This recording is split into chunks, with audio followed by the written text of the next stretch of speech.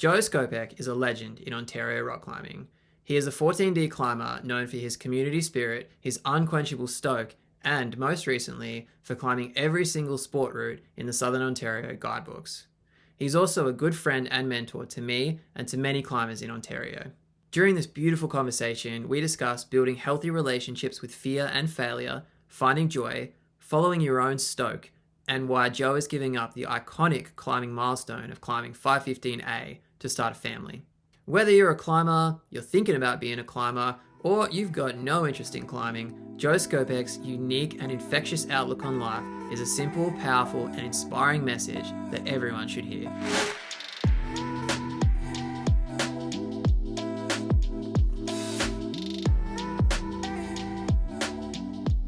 Joe Skopec, welcome to the Journey podcast. Thanks very much for being here. Yo, what up, Matt? It's my pleasure to have you on here, dude. It's been a big couple of years for you. In the last couple of years, I'll just rattle off a couple of things. You're obviously one of Ontario's most well-known climbers, and probably one of Ontario's strongest climbers. You might disagree with that, but in the last couple of years, you've had a couple of big years. You've hit a new high with your grading. You've climbed 14D first descent. You've been featured in Climbing Magazine, been featured in Grip Magazine, and perhaps most incredibly, you've just finished a 8-year project to climb every single sport route in Southern Ontario across the 2 Southern Ontario guidebooks that we have here. So obviously there's been quite a bit going on, and now we're starting a new season of climbing and a new season of your life, and we're going to get into that kind of stuff. But just to get us started, let's just have a bit of a recap on that 8-year send mission that you just completed, and just tell us maybe 1 or 2 of the highlights of that and how you're feeling about it. Yeah, that was a journey. Like you say 8 years, but I feel like I started as a kid. Just I count everything I sent as a kid since I started climbing in Ontario. But yeah, 8 years is when I made it the goal of like, let's try to finish this, Craig. Let's try to finish this, Craig. And the guidebook came out. Like, how about we just try to finish this guidebook and then the next one? And it went on for 8 years. And I recently did it last year, and it felt nice. It was always a side quest, plus 30, or it's like plus 40. What do you want to do? Okay, let's try to do a 5.8 I haven't done, a 5.5. Or it's raining, maybe this, Craig, I can do this. Or I'm injured. Okay, what can I climb injured?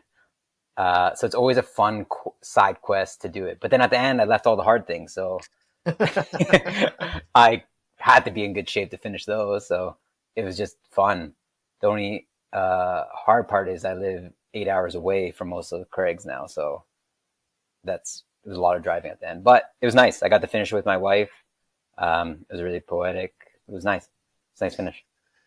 Yeah, you're definitely understating it there with how serious the mission was. I mean, we're talking about 931 individual climbs, and not just that, but a lot of these climbs that we're talking about were some of those kind of chossy, wet climbs tucked away in in different canyons and around the side of the crag there. So you say it was fun, and I'm sure it was, but a lot of the routes that you're talking about are not climbing routes that most people would consider fun. So talk me through your idea of fun. I mean, you're telling me that getting on a wall that's wet, that has broken holes, probably got some dodgy bolts, you've had to drive 8 hours to get there, and it's raining.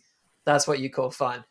Yeah. Okay. Before I do that, you do a lot of bad routes, but in the process, you do find a lot of like really good routes that people are just written off. Like, oh, it doesn't look nice, but it has a lot of good movements if you like just movements of climbing. If you don't, they don't look nice, but like you'll get some value out of it. But yeah, since Ontario has been started sport climbing maybe in the 80s, a lot of the bolts are not good, and a lot of them forgotten, and they can be just like filthy and dirty. Those were part of the quest. So yeah, there was days where I'm like, why am I doing this? Or days I'm like, oh, you're making it pretty again, you're brushing it up, chalking it up, like, oh, this is nice. But then sometimes you just can't get this like layer of like old slime off. I'm talking about Berlin Wall. And then while you're doing that, you're looking at the bowl. I'm like, I ain't going to fall here. And the hard thing about like Ontario is like people on site, like the hardest on site in Ontario, I think is 13C, and that's by a 515B climber. You can fall at 5'9", 5'10". Like on sites are just hard, just because you can't see a hold. So like maybe it's way below your limit, but you can fall. So like everyone, you don't know when you're gonna fall, and it's just fun. Like the 5'10s are like, okay, I did it. Yes, next one. It's like a video game, you know? Like, okay, I did that quest, done. So yeah, but the least fun part was having really bad bolts, and sometimes people who didn't know how to belay. So that's like the worst combo of both. Like you don't want to fall because your belayer sucks, and you don't want to fall because you don't know if that bolt's gonna fall or hold you. So that's not fall. Yeah, at that point, it sounds like you're essentially free soloing just with a rope attached for a psychological benefit. Yeah, man, and I feel like I've been free soloing with my dad belaying me the last 20 years or something, or 20 or 30 now. Yeah, 30 years. My dad's been belaying me. I feel like that's been free soloing. He's one of the worst belayers out there, and him having 7 strokes did not help his belaying at all.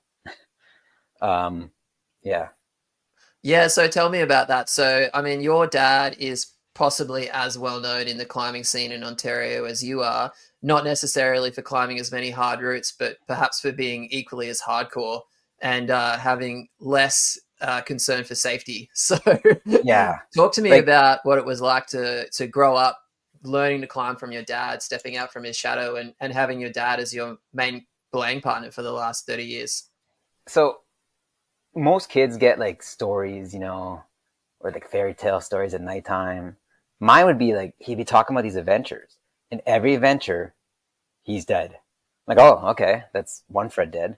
And then you talk about another story the next day. Oh, he's dead. I'm like, okay.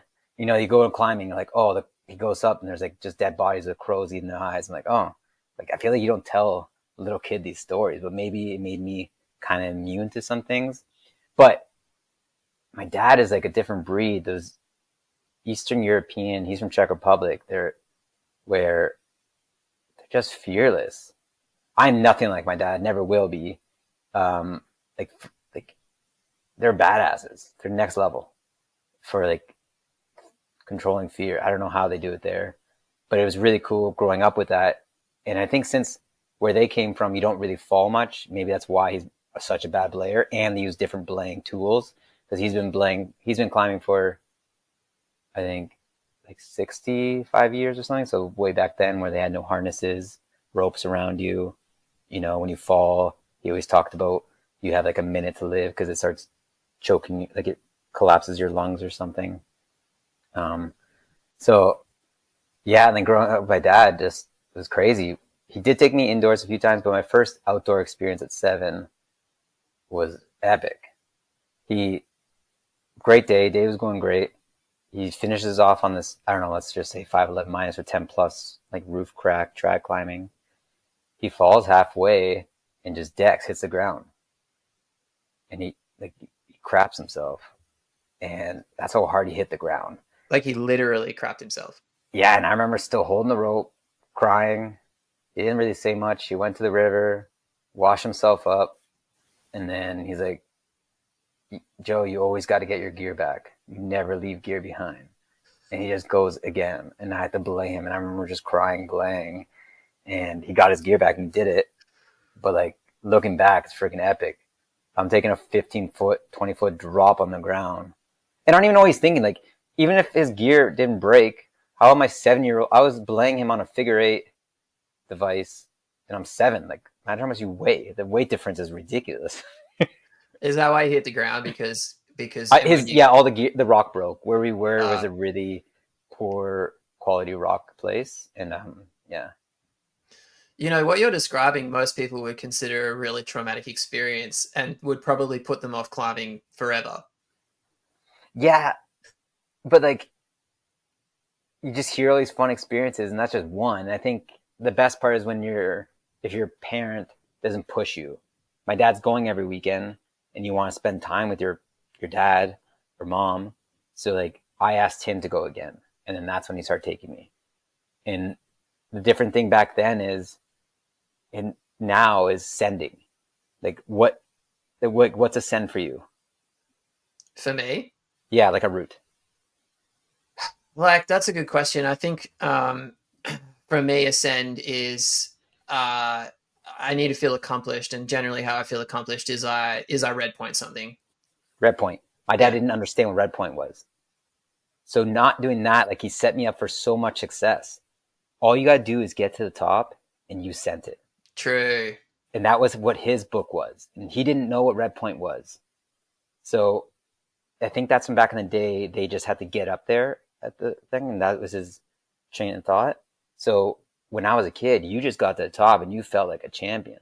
So you just kept wanting that and that, and the failures were okay because you're always gonna like, you didn't do many climbs, but you're so successful. You just got to do all the moves and you get to the top. And then when I learned about red point, it just got better and better. So, and I didn't do comps. Kids maybe do comps and get discouraged, and they're not the best or they whatever. For me, it was like just got to get to the top, and I got to the top for many climbs. So I just kept going and just loving the experience. Yeah, so it's kind of interesting because now I think there is a much greater focus on how you climb, doing it clean, red pointing, flashing, on sighting, all that. And I'll admit, I've been swept up in the hype of all that. And the more I climb, actually, the older I get. I still want to climb harder grades and I still want to achieve those red points, but I'm also focusing more on making it a goal to have fun rather than to just like gamify everything. And then at the same time, like it feels really good when you red point a new grade. Like Oh yeah. I mean, you would know that better than anybody, having red pointed almost all of the grades. A couple more to go, but so Mm-hmm. I'm. What I find most interesting about you as well, Joe, is that you'll go out and you'll send or you'll work on a really really hard project, but then the next week you'll be out, bolting 5/8. So talk to me about the kind of relationship you have, how you balance those things. Obviously, you climb really hard. You want to keep climbing really hard, but you're also out there sort of just having fun. Where's the line for that for you? Do you have like a kind of a method where you're like, okay, one hard day and one fun day, or is it a little bit more spontaneous than that? Yeah, it it's basically I want to go bolting when the weather is too hot or bad, or if I see a really good project I want for myself.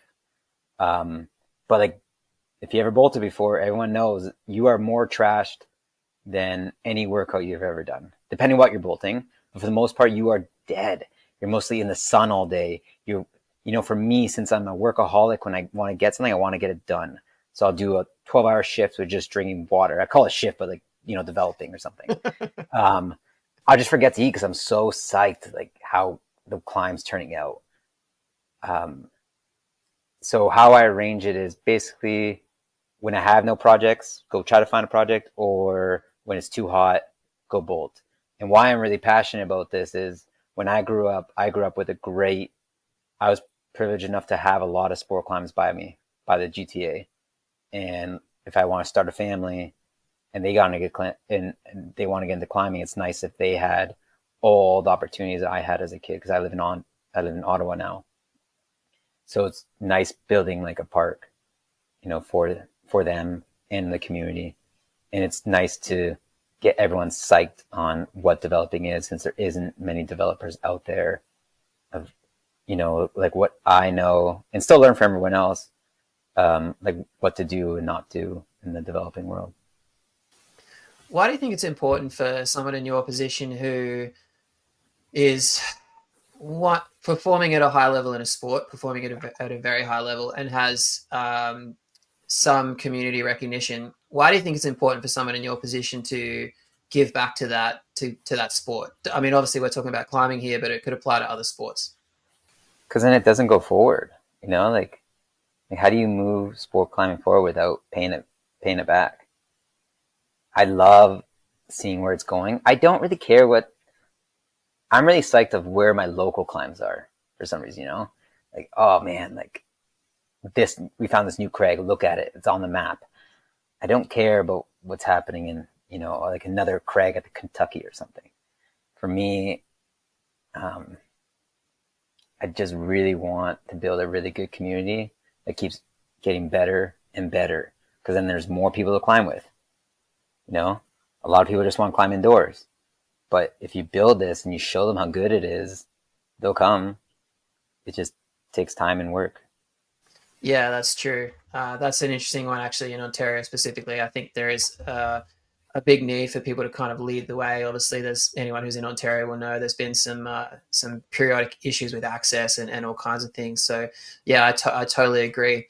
So, I'm going to circle back to something you said about climbing with your dad when you were young. You said that he had no fear, and I'm fascinated by the relationship that climbers have to build with fear. In my experience, which is less than yours, but I've been climbing for some years now, I find there's two types of fear that I've experienced. One is the physical fear, or the psychological fear, I should say, of falling, which for the most part is a projection because generally speaking, especially when you start climbing harder routes, more often than not, the fall is actually safe, but the fear of falling is are still a powerful force. And then I also even more strongly feel a fear of failing.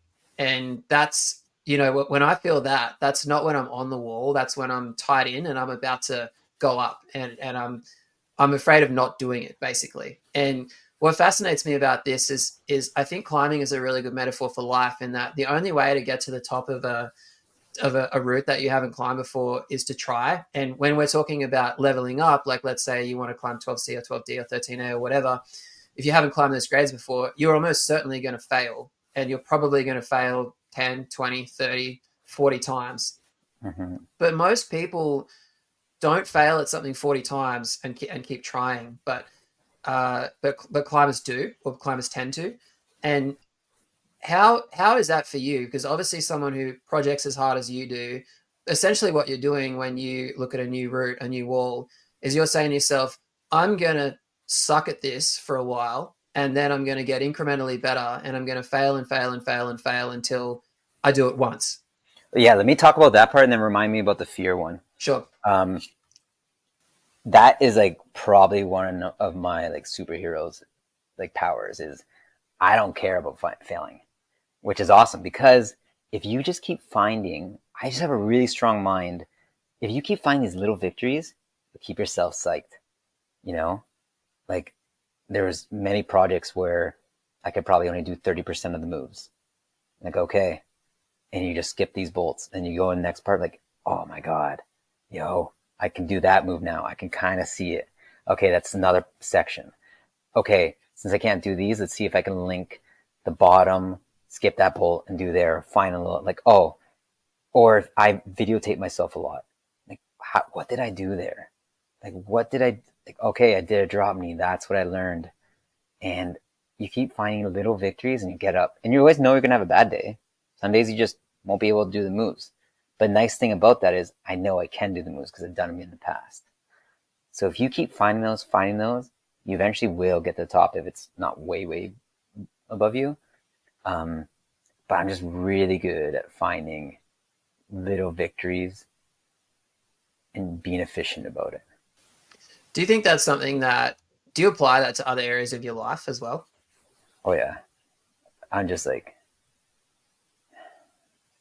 yeah, that's probably why I'm very happy. Like I'm happy all the time and fuck and sorry, I'm always stoked. Like I, I just see I don't know how example it is. Like my mind just changes it to something good. Don't get me wrong, like I have sad days sometimes, but like my mind changes it so fast. I don't know how. Like you have to give me an example, and I'll tell you what my mind does. It's like sometimes I've read, how was it? Some book about like how to train your mind. I forget what climber did that. It might have been Jerry Moffat. I was reading this, I'm like, my mind does this. In the next chapter, I'm like, my mind does this. It's so hard to train your mind to be strong, I think, because it doesn't seem like training. But I'm lucky enough that my mind does these things. So I just need to worry about the strength level, which is a problem for me. Like being strong is hard, but my mind is not. Like it's not. Sorry, my mind is strong.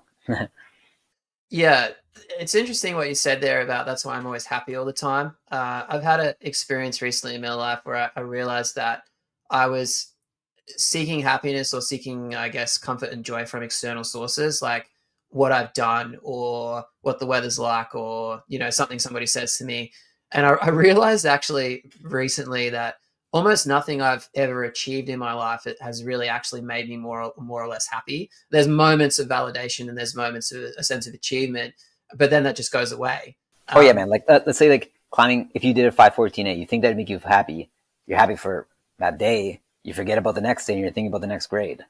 Oh, absolutely. I mean, like I climbed 12C, and then like a week later, I'm like, oh my God, I've got to climb 12D. Like, and Yeah. I have to do it now. Hmm. Yeah, but that feeling of joy that you're talking about is that comes from within you, your ability to see the world through that lens. Hmm. And that's incredible. It's really cool to hear you say that. I'm just lucky, like, but sometimes I wish I'm like, oh, I wish I had those strong fingers like that person, but whatever. Like, I'm lucky enough that my mind will keep training, thinking I'll get there one day. But So talk to me about the fear piece. You said that your first experience, your first climbing experiences, there wasn't there wasn't a lot of fear. It sounds like there kind of was, because obviously it was somewhat of a traumatic experience, but it also sounded like you were really thrown in the deep end. How has how has the way that you were brought up climbing, do you think, altered how you have a relationship with fear? funny enough, I actually do get really scared, like, initially when I don't know a climb, but then once I realize it's safe, like let's say if I practice taking the falls, I don't get scared. So, and it's so weird. Like every time someone sees like a new belays me, like, oh man, I didn't think you got scared. Like, no, I get scared all the time. I just know how to make myself more comfortable with the situation. Let's say if I practice, there's a run out 20 feet. I know it's safe. I'm going to practice it a few times, take the fall twice, the 20 footers to the 40-footer fall, and I won't be scared again. But I will be scared initially. I just know how to overcome my fears. Uh, and I'm okay saying I'm scared. Like a lot of people don't, for some reason, or like don't want to say it. I don't know why. But for me, I'm like, yeah, I'm going to be scared there, but I'm going to get over it. And it just takes baby steps. Like, let's say, don't take that 40-foot fall right away. Start with the, 5 foot, and then 10, and then, because you can't be scared if you want to be pushing your limit. Not for me, at least. You need to like learn how to control it, so you're not focused on the fear. You're focused on just on the moves. Yeah, I totally agree with that. I think that's Hazel Finlay's kind of approach to. She does Fear of Falling masterclass, which I haven't done, but I've had friends who do it, and it's all about taking incremental steps. Fall training, you might start Uh, by falling with your chest at the bolt, and then you might climb a foot above and fall, and 2 feet above and fall, and do it 10 times, and so on and so on. It's all about kind of incrementally stretching the yeah, boundaries. Most people probably, if they took a 20-footer right off the bat, would be terrified. And that's what's really interesting about the the fear piece that climbers have to juggle with. Like, you feel fear, I feel fear, with the exception of Alex Honnold. Probably every climber does. And yet, in order to do the thing, you have to form a relationship with fear. You have yeah, to acknowledge it, accept it, and still move forward. And that's why I think that for me, climbing is it's such a gateway to understanding how to do other things in life, because the fear is there and you're doing the thing, but in life it's usually not so apparent. You might be afraid of a social confrontation at work, but not really know it, but you still have to go and do the thing, right? So uh-huh. I really think that when people climb and they learn to, particularly climb lead or climb trad or whatever, and they learn to build that relationship with fear and not harness it per se, but just get comfortable with it. Be comfortable being afraid and be comfortable moving through that fear. I think it can help people in other areas of their life as well. But they also have to recognize it's going to come back. Let's say we have a long winter season, so I don't maybe climb for 5 months outside. I'm just in my garage training. You have to understand you don't climb outdoors in that, put yourself in those situations. Your first day might be hard. Be okay with that. Just remember that. So like, okay, my first session, I'm going to get scared a lot, and maybe just work on that every first session. But after like many years, you still will have it, and just you'll get back to where you were faster. Yeah, and I think one thing I see other climbers doing as well is almost shaming themselves for that fear, and it's not really fair on yourself. I mean, fear is a natural human response. We didn't evolve to climb walls, otherwise we'd look like goats. And the so you're doing something that your body doesn't want you to do, but you know, I've climbed with people who are being really hard on themselves, almost like resisting the fear, you know, wishing that it wasn't a part of them. But I personally don't think that's the way. I've tried it, doesn't work. Mm. But if you, I think more so, you've just got to kind of be compassionate towards it and you know give it space. Talk to me about the Berlin Wall experience. This is a great story about fear. Oh, yeah. Let me just try to remember it all. Um, we Berlin Wall is like, just to let anyone know, is in this gully. It is just always wet. At least I've only been there 3 times, I think. It's just always slimy and it's wet, and the bolts are ancient.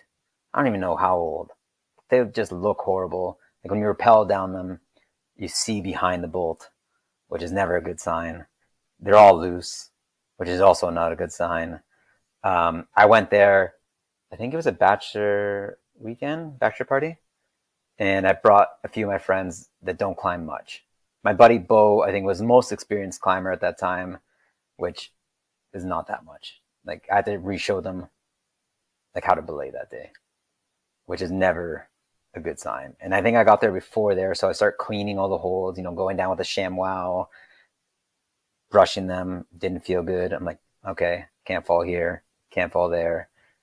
And then I think when they're belaying me, I just remember like, oh man, this is a horrible idea. And then you're like, okay, I'm already committed. And I do the first, hard part, keep going and going. Like the grades are way below me, but I was pumped as hell on each one just because of fear. But I never fell, thankfully, because I don't know if any of those bolts would have held body weight. Yeah, it was an experience. I would not recommend any of them, but it is nice that it's done. Yeah, you said there's a moment in that experience where the the fear is replaced by I think you said when we spoke about it last, it's like you flick a light switch on and you go. Oh yeah, when I want to try hard, I have a really good, like, okay, it's go time, and then I can just get into that zone, which is nice. I know it's really hard for some people to get into the try hard zone, but once I really want something, it's done. Like I will get in the zone, which is awesome. You can just try and you forget about everything until you get to the anchors, and you're like, oh man, that sucked, but it's done. Yeah, and so my understanding is that this 8 year mission that you did to climb every sport route in Ontario, there are some incredible sport routes in Ontario, but there are also a lot of routes like that where it's wet, the bolts are bad, Uh-huh. it's probably raining, there's a layer of slime and everything, and really Everything's it's just so time consuming, man. Just like preparing them, or like Lion's Head. There's a lot of hanging belays you have to do. Not many people know that, and this is just an example. I went there with my dad. I think there's like, I don't know, I'm just gonna spitball. Let's say 40 something, maybe 45 hanging belays. I was with my dad and like, okay, we had a 2 day trip before we knew any of them. Like, okay, let's do them in 2 days. So I'm planning out what we're gonna do, and I don't even know where the hanging belays are because you have to wrap in. And we got done, I think, 4 hanging belays out of 45. Man, it was just like, yeah, like everything you think can go wrong went wrong. Um, like getting my dad out of those climbs were just horrible. He wanted 2 ascenders. I'm like, you only need one. It was everything went wrong. It was a great experience. I remember it. And the next day was even worse. I think we did 2 climbs. So it's just so time consuming to do things. But it was fun. Like I wouldn't take it back. yeah, and you got to do a lot of this project with your dad, right? So that's a pretty incredible experience for anybody to be able to spend so much time doing something that you both love. Oh man, he would belay me. I'm like, yo, dad, we're going here. He's like, done. -5. He just belay me for like and 10 hours. He just belay me until the job was done. He even blamed me when he had a stroke. We're at Old Baldy, and mind you, I'm a nurse, so like I don't know if I'm harder on him. We're at the cliff all day, and he's just like, his footwork was horrible. I was like, Dad, what's wrong with you? You're climbing like you're drunk. My dad doesn't drink, and he's like, I don't know, just a little off today. I'm like, okay. And then he goes to belay me, and he's like, "Oh man, like I just feel dizzy." I'm like, "Oh, maybe it's too hot for you." So he just makes like a hanging belay station so you stay up straight. He's like, "Okay, you get one try, and then we got to get home because I don't think I feel like I don't feel well." My dad doesn't say this stuff, doesn't talk much. I'm like, okay, and it was on Christina's World, and I sent him and came down, and I see him like slurring his words. I'm like, "Oh, we got to get out of here." And my dad's older, so like that hike out was not easy, and he never complained. And then took him to the hospital, and he was paralyzed for 1 month, like fully paralyzed. And he got most of it back, but it was a really bad stroke. Like that's like just having like the best experiences with my dad and the worst. So it's kind of it's nice to look back and see all the adventures you have with your dad. Wouldn't take back any. Yeah, absolutely. I just Well, sorry, I would take back some. Like this is my father. Let me okay. This is an example of how unsafe he is. I was on a climb, I think like 50, 60 feet up, and he just asked me if I was on good holds. Well, okay, he would answer to anyone, yeah, I was on good holds. I'm like, yes, I am on good holds. I scream down, and all I hear is the Grigori unclick.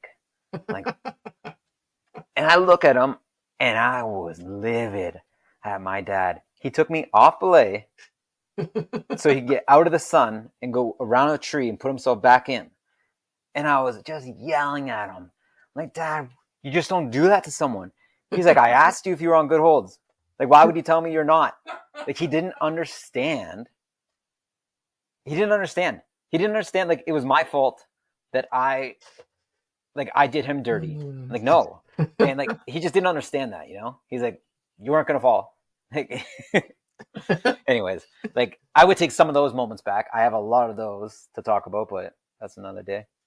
And for the rest of your time climbing together, if he ever asked you, "Are you on good holds?" It didn't matter what they were. You said no, right? Yeah, man. No, but I'm actually about to fall. Yeah.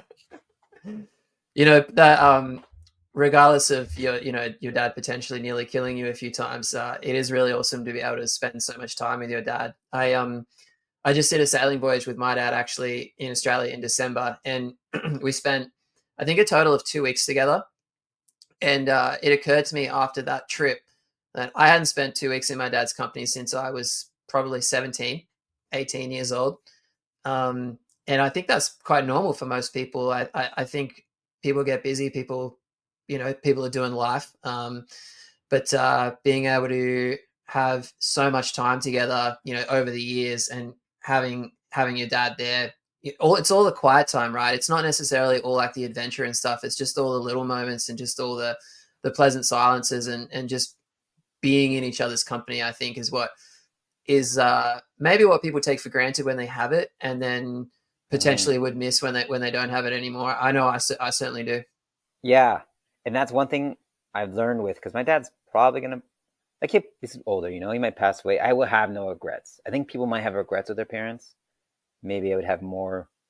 Not my mom, whatever, but like I love my mom, but I'm just saying I would have no regrets if my dad passed away because I had all the ventures we could have, you know, for a lifetime. Yeah, that's incredible, dude. Do you feel like uh, do you feel like there was a defining moment in your climbing life where you stepped out of your dad's shadow? What do you mean? Well, so your dad taught you to climb. He was obviously pretty hardcore climber. Everyone knows him. I mean, anyone who knows that I know you, they're like, "Whoa, do you know Joe's dad?" So dude's got a reputation. So I guess what I'm saying is like, is there a mental moment where you feel like, okay, I'm Joe Skopec, I'm my own climber now? I feel like it was always that way. Like I didn't maybe you know like your people have really successful parents like money wise and they like think I never thought of that with my dad. He was just my dad, you know, like I don't know. I never had that. No, I don't know. Cuz I never want to be like my dad. You know, like his adventures are too crazy. I'm like I don't want to be like that. He likes a lot of sport climbing or he likes a lot of track climbing. I like sports, so it's like we were always different right off the bat. Yeah, fair. As I mentioned at the start of this conversation, that it's been a busy few years for you. You've had a lot of climbing success. You're arguably at the pinnacle of your career, and yet you seem to be switching gears right now and focusing on, you've told me that your biggest priority at the moment is starting a family, which, is awesome. Um, Mm-hmm. I guess I'm wondering how that transition has been for you, like, mentally and emotionally, from going from, I climb, this is what I'm doing, to moving towards being more family orientated. How are you feeling about that, and how the juggling there has been? Yeah. So it's funny. I train for anything in life. So I was like, how can I prepare myself to see if I'm ready to be a father? And you can't really prepare because I don't have a kid yet. But like my way was, I wanted to see if I would be happy being weak. So for 1 year, I just didn't train, which is hard for me because I like to feel good. I like to train. So it's hard. I want to see without, and the reason is not just to be weak, and maybe there's days I would just obviously won't have time to train because I trained, 4 to 6 hours when I did train. So I was, and I do my sessions, I switched it down from that to an hour and a half of just board climbing, no real training. Um, and after a year, it turned out I was still happy. So that was like mentally felt good. I was like, okay, I can be a father and forget about climbing and be happy. You said, like, I can be a father and forget about climbing, but I presume you mean forget about climbing really hard. Yeah. And that's, I think, I know I'll be okay with that because I've had a lot of injuries in my life, and you just follow where the Stoke takes you. Like let's say I had a finger injury and, those last for 6 months. I just get stoked on taking pictures of everyone and just giving them, or, go bolting or find a new cliff. Like follow where the Stoke takes you until you're better. So I know I'll be okay if I don't have it always there. I know I'll always have it, but you know what I mean? Like, 2 weeks no climbing or something.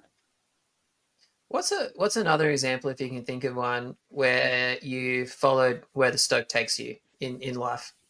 I think my one buddy, it hasn't happened yet, but my one buddy asked me if I want to go climbing Yosemite this year. And I hate big walls. But it's like, when am I going to turn down? He lives there, so he can pick me up in the airport, go there. I forget the climb. It's called like something Nightmare. And there's a sport climb on it. It's mostly like, I think it's like 513 trad almost all the way up. It sounds hard. And there's one 13D sport line. So I was like, when am I going to turn down that? I'm going to go with the Stoke. Like, why would I'd be a fool to turn this down. So like, that's maybe an example. Like if you get offered an experience, like, take it. If it suits you. I think you might be talking about Wet Lycra Nightmare. Yes, that's the one. Yes. Wow, good luck. Yeah. I bought a, I bought a hanging belay, uh, like seat thing. So I'm like, yo, I'm ready, man. I sent him. So yeah, I might be going soon. When I get the phone call, I'll go there for 7 days and hopefully we send it. If not, then whatever. Nice thing is my buddy Jared has already tried it. So yeah, that will help out. And he's doing all the trad climbs. Like all I gotta do is one sport climb. So come on, Jared. Nice. So moving into this next phase of your life, it seems to me that you're kind of letting go of the idea of climbing 15A. And I bring this up because obviously, 15A is a big number in the climbing world. Mm, There are a lot of there are not a lot of 14 plus climbers, but there are more 14 plus climbers than there are 15A climbers, and it does carry a certain uh, aura, a certain mystique, yeah. be able to climb 15A. So are you comfortable with that? Like, is that something that you felt like you had to let go of, or is it something that never really worried you? No, I'm always okay with not doing those things. Um, and I think with Ontario just not having many hard climbs, like we do, but they're all spread apart. They're everywhere, so it's very hard to find that. So I'm okay with that. Like this area was like full of 515As, and I was growing up. I'm like, oh man, I gotta do one of those, but there wasn't one. So the dream as a kid was 14D was the hardest around here by Sunny. So you know that was maybe the goal, but 15 was never really a thing growing up. It was always 14D. But yeah, I don't care, you know, because like climbing that grade is so much work, so much dieting. Like I'm not talking about like for me is like cutting out snacks. I'm like, oh come on, I can only do that for so long. I mean, I actually don't really understand. I don't think a lot of climbers really understand what it takes to climb 515A. I think If you're not enough, a natural climber, right. like I'm not naturally good at rock climbing. Like I have a friend off the couch, 514 must be nice, and like he can stay thin easy. I can stay somewhat thin, but like staying strong is a lot of work. So much work, especially I'm getting older. So much. It's like there's so much lifting, so much hangboarding, so much board climbing. And yeah, for me, it's like too much work for don't care. That suggests to me that you're perhaps less less goal orientated than you might at first seem to be. And I say that because obviously climbing every sport route in Ontario, massive goal. Climbing 14D, first ascent, massive goal. Um, and then 15A is like the ultimate goal. And obviously climbing is a bit of a goal orientated sport for a lot of people, but Mm-hmm. there is a I think there is a certain personality type that really rises to the challenge of maybe climbing 15A, 15B. But everything you've said to me in this conversation is like, hey man, I'm just going where the Stoke is. So Yeah, yeah, it's fun. It's funny because I'm seeing like almost like two sides of Joe here. There's like I want to send this goal, I want to do this thing, but also I just want to have fun. yeah. And but I know how I get, man. Like when I get a climb, I get so obsessive. Like I want to go climb a project by your place at Devil's Glen, and I haven't tried it for 9 years. I've been thinking about it, and now I know I'm going to try in 3 weeks, and that's all I'm thinking about at nighttime. And I know how I get. I will keep driving that 6 hours until I get it. And I don't want to be like that if you have a family. Like, I don't want to drive 8 hours to just flail on the climb for 2 days and come back. You know? What are some of the things that what are some of the ways your dad raised you to understand climbing that you might want to then show to your children or or kids? Because you've said that your dad comes from a different era. There's no safety. Falling 20 feet was cool. Obviously, I'm going to assume that you don't want to fall 20 feet in front of your kids. But what are some of the things that you think you would like to pass on? That's a good question. Like you were saying, like always follow the Stoke. You know, go with it. Don't go what the crowds want. Go with what you want. And that's so easy to say, but just think about it. What do you want to climb hard this week? Perfect. Go with that.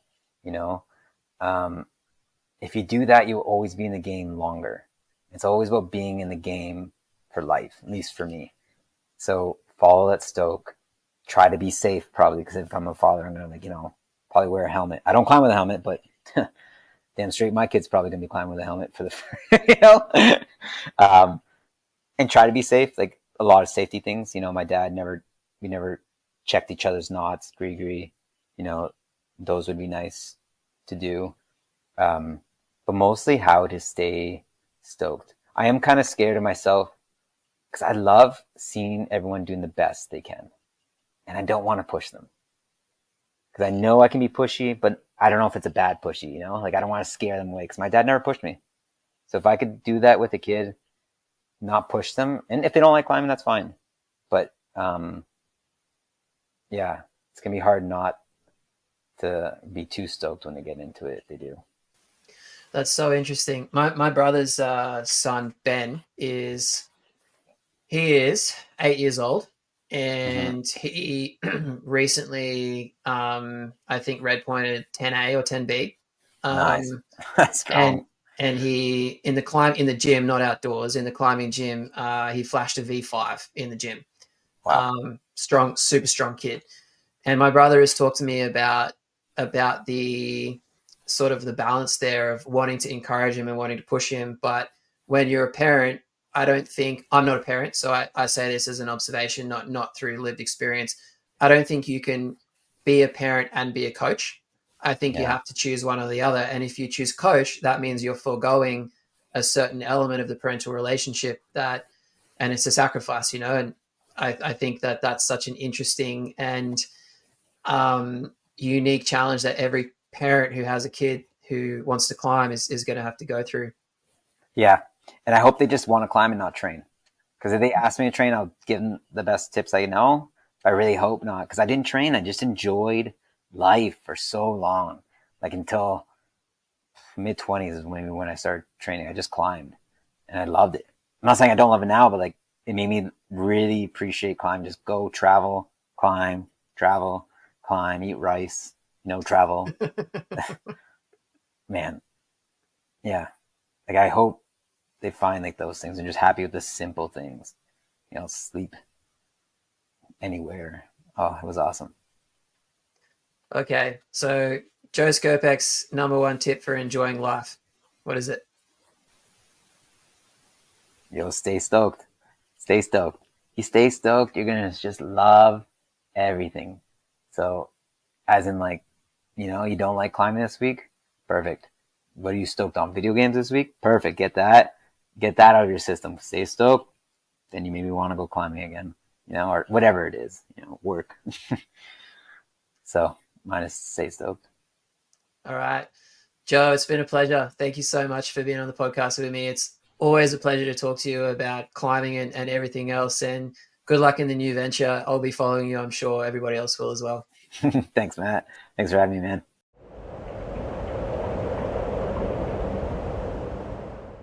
Thank you so much for tuning into the Journey podcast. For links and information about today's episode, check out the show notes below. If you'd like to support this podcast, the easiest and most impactful way to do so is to subscribe on your favorite podcast platform and leave a review or comment. Or please share your favorite episodes with friends, family, or on social media. That's also incredibly helpful. If you'd like to get in touch or you'd like to read my book, Last Train North, the easiest way to get into all of that is at my website, matthewchanner.com. Thanks again, and I'll see you in the next episode. Until then, enjoy the journey.